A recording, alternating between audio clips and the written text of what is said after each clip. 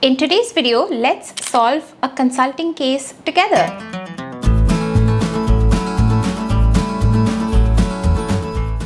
Hi everyone, welcome to Insider Gyaan. My name is Somi. I am an IIT Delhi and ISB Hyderabad grad. I have worked in consulting for about 8 years and very recently I moved on. But I know that consulting cases की practice के लिए आप में से बहुत लोगों को practice cases की ज़रूरत है and a lot of you do keep on telling me in my previous consulting videos to do consulting, let's solve a consulting case together kind of a situation. So today I've selected a very good case which is probably one of those which they are going to ask you in like a McKinsey or BCG management consulting essentially. This is a profit and loss case and we are going to go through it step by step. I would recommend that you guys pause the video wherever required, note down the information, and before I share my analysis, you try to find out your analysis first, think through it, what framework you will use, and then see if it matches mine or not. Doesn't have to always match mine, by the way, because case solve करने के बहुत सारे तरीके होते हैं. You can use different frameworks, but as long as you have a logical path to it, I think it helps, and a structured way to address the issue, it helps. So I have all my notes, so likely I'm going to look at my screen quite a lot today. Okay, let's go through the case statement. So this case that I have is from a book called Case in Point, which if you have, then I think you might have access to this case already. But if not, then I guess I'll keep doing some of these solve a case with me kind of videos so that you have more examples to solve. Okay, so let's get started. The case statement is, our client is Harley Davidson Motor Company.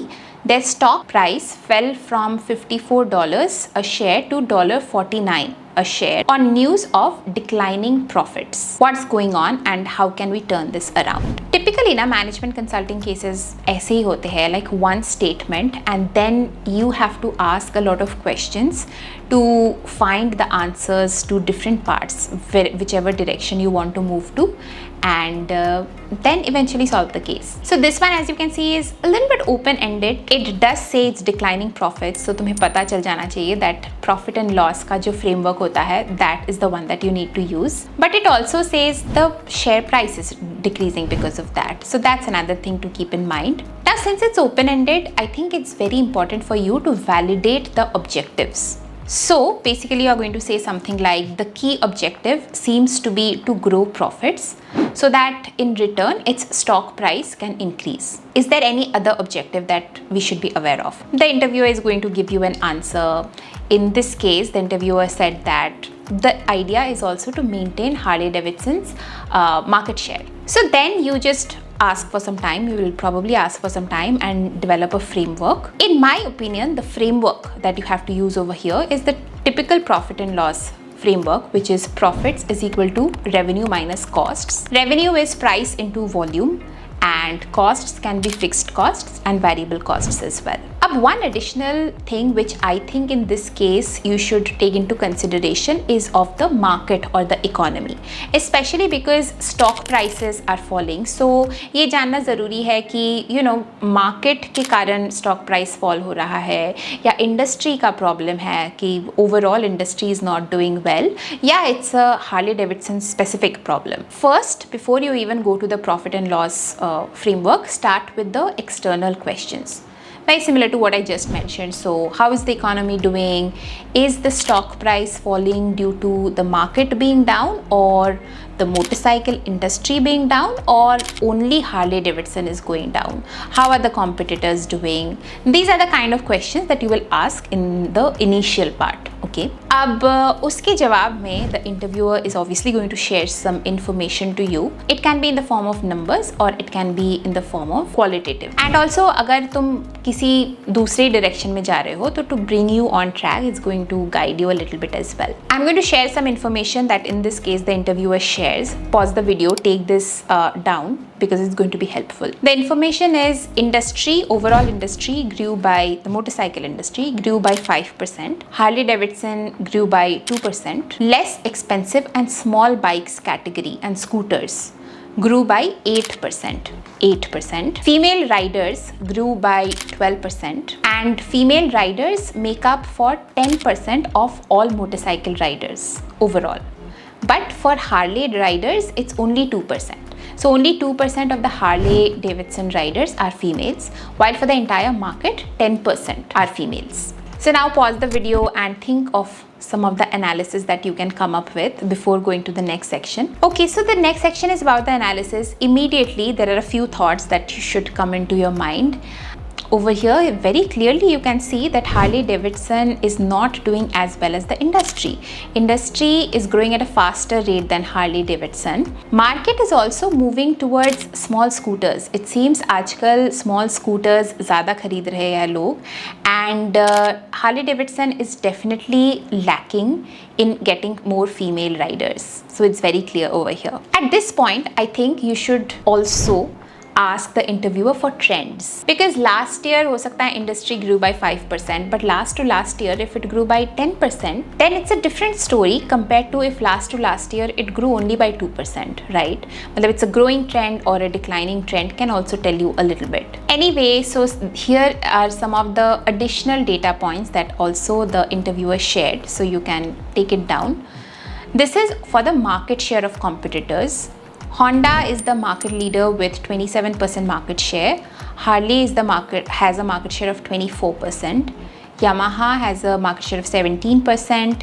Suzuki 10%. Kawasaki 8%. BMW 6%. And the rest of the 9% is by two popular scooter companies. So analysis wise, I think इस point तक हमें काफ़ी clear हो चुका है कि it's a Harley problem, it's not a industry problem. So now let's move to the profit and loss का जो framework है. Try to understand the revenue side, try to understand the cost side and see what the problem is with Harley. Okay, so coming to the revenue side, what are some of the questions that you can ask the interviewer? Things like what are the revenue streams of the company, so that it gives you an idea of कौन सा stream contributes most to the revenue for Harley. How many products does Harley have? Do we know anything about the price trends of the products? Is it falling? Is it increasing? Has Harley Davidson changed its price in the last few months? Do we have the number of units sold for each of the products? So volume information hai ki nahi, etc. So these are the questions that you are going to ask. And I think at this point, generally, you will get a lot of data, okay, from the interviewer. So here is some of the information that the interviewer shares in this case. There are 4 revenue streams that Harley has. Number 1 is domestic motorcycle. Number 2, international motorcycle. Number 3 is replacement parts, and number 4 is merchandise, like bike merchandise. Now, percentage of total revenue for each stream, the interviewer shares it for the previous year and this year, so that you can get a bit of trend. Domestic bikes, पिछले साल it was 45% revenue contribution. This year it's only 35%. International sales 40% last year, 40% this year, so no change. Replacement parts 10% last year and 15% this year. Merchandise again 5% last year and 10% this year. The interviewer also shares some additional data on the price of the product and the elasticity. Basically says that at the current price, Harley sells 330,000 bikes and makes a profit of 10,000 on each bike. But if it lowers the price, Harley can sell a higher number of units, which is 440,000 bikes at 7,000 profit each. And if it hires the price, अगर price increase कर देती है Harley, the number of units it's going to sell is 275,000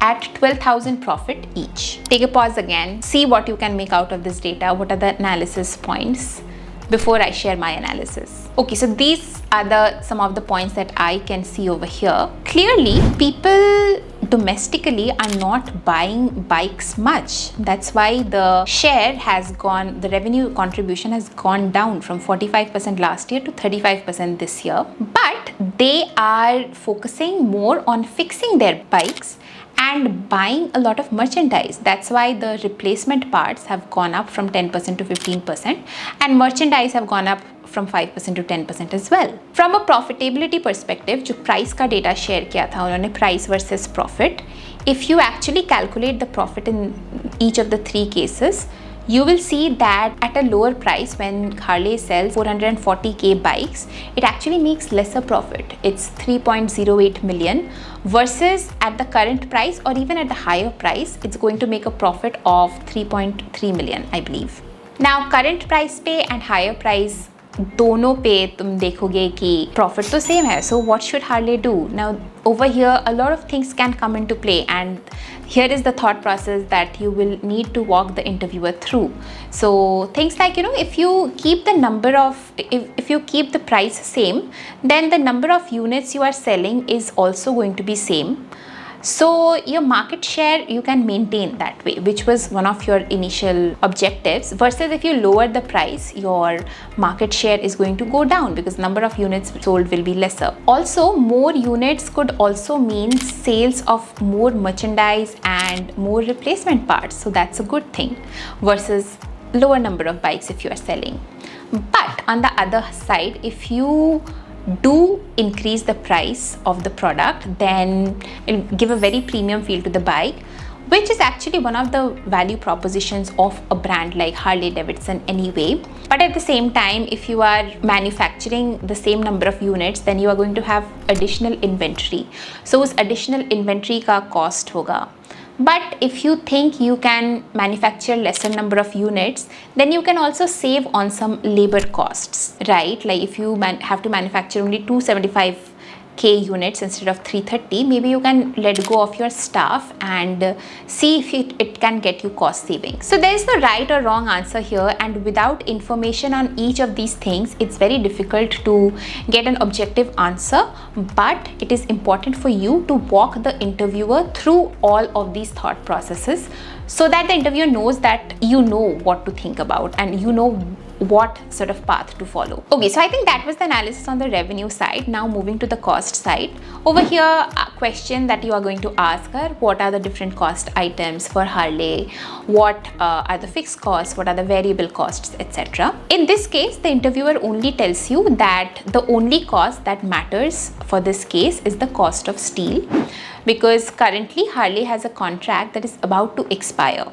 And it was a 24 months contract, so it's about to expire, but the economy is much better right now. So for the new contract, they're a little afraid that the pricing is going to be much higher for the cost of steel. So costs are likely to increase in future. This is the only information that they share with you. So you can talk through a few things, what it is that you can do, what it is that you cannot do, etc. But I think it's good that if you summarize all your recommendations towards the end in one specific framework.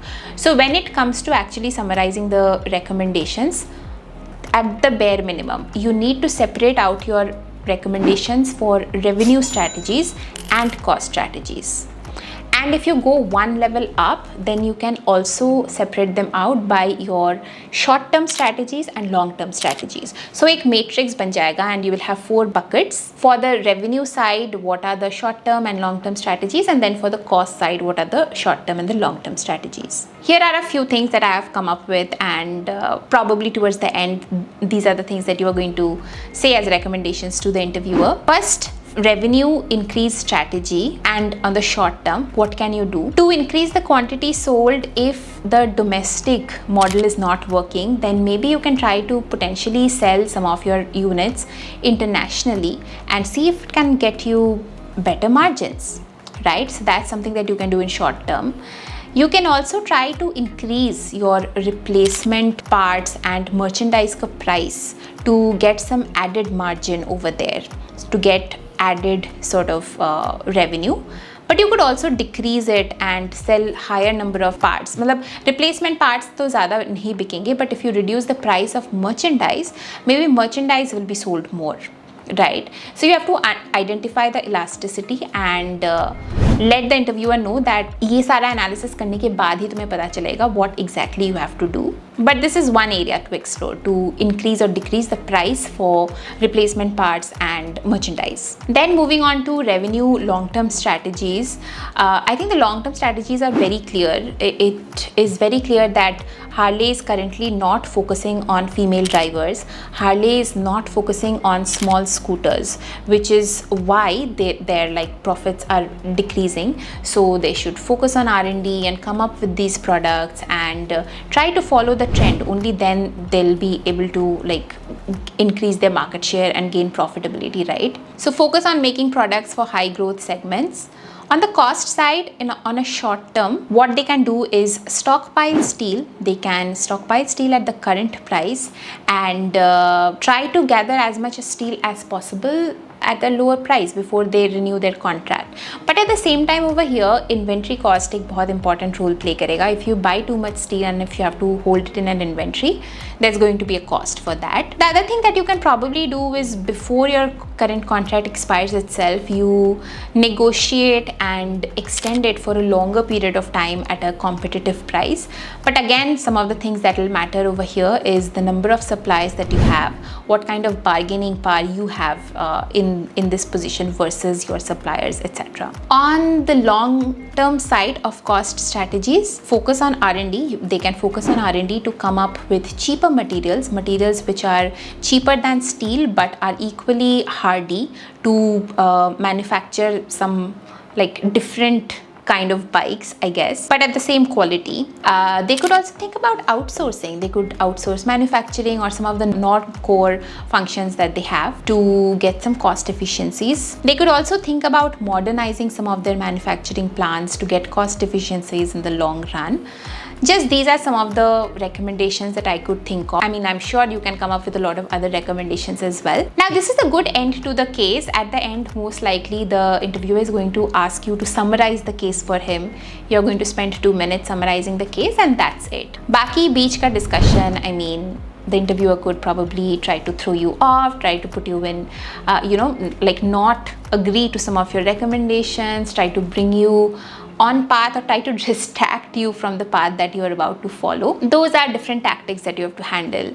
But hopefully this whole case gave you a good idea of what a typical management consulting case looks like and how you sort of break down things one by one, explore each of those small parts in detail and then come up with a final recommendation for the interviewer. That's all that I'm going to share. If you enjoyed it, please let me know in the comments. I do have a huge repository for different cases and I can obviously do more cases over here, cases solve with me kind of cases, so that it can provide some practice materials to you for your consulting interviews, your placements, etc. So definitely let me know about that. If you enjoyed the video, hit the like button and please subscribe to the channel, and yeah, I'm going to see you in the next one. Till then, bye.